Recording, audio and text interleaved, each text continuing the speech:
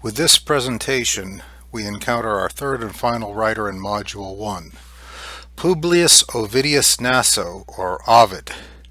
His dates are 43 BCE to 17 AD, so his life overlapped with the birth of Christ, which we are referencing here for historical context.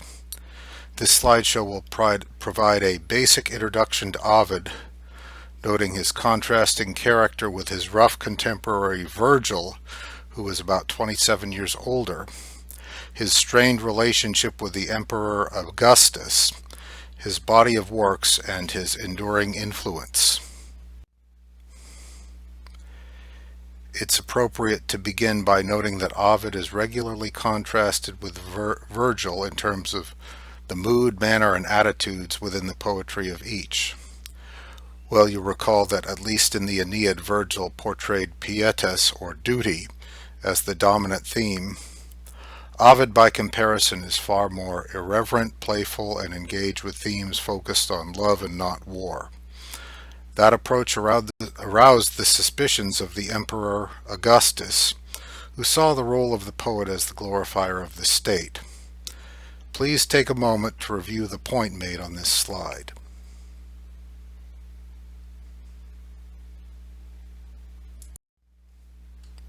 Here's some additional information about the thematic contrast between Ovid and Virgil. You'll note that much of the discussion is derived from William Durant's book, The Story of Civilization, Volume 3, published by Simon & Schuster in 1972. As before, please take a moment to review the contrast described here and in the next several slides as well.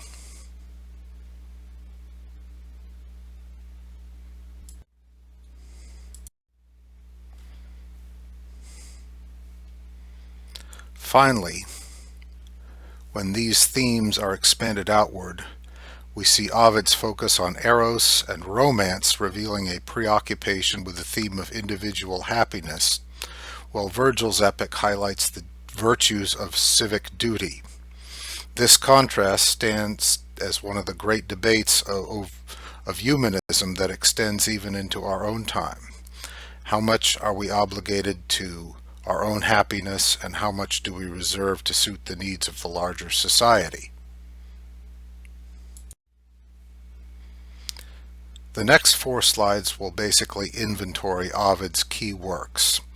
The next 2 slides focus on the 3 books of his Amoris, or Stories of Love, with a pause and a glimpse at the titles of the titles individually. You'll see the character of Ovid's interest in romance and eroticism. Here are the titles of the stories in books 1 and 2, supplied by later editors, but clearly capturing the character of the individual stories. And here's the contents of book 3. Clearly, you'll note the irreverent tone here that contrasts with the dutiful notes of pietas highlighted in Virgil's poetry.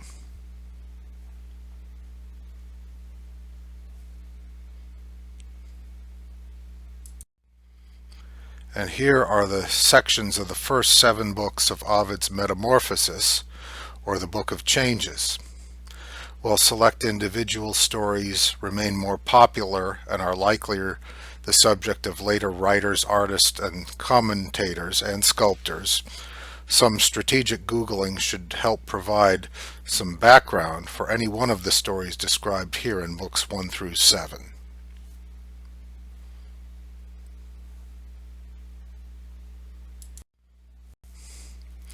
And here are the individual chapters of books 8 through 15. Again, with some strategic Googling, you can get the background and context for any of these stories, many of which were revisited by multiple writers, artists, and sculptors in later generations.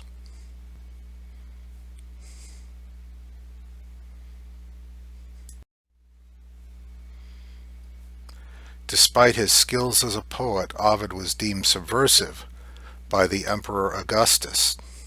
There's actually a whole story behind these developments, including the transition of Rome from a republic to an empire after a civil war, which aligned with Virgil's role as Rome's propagandist.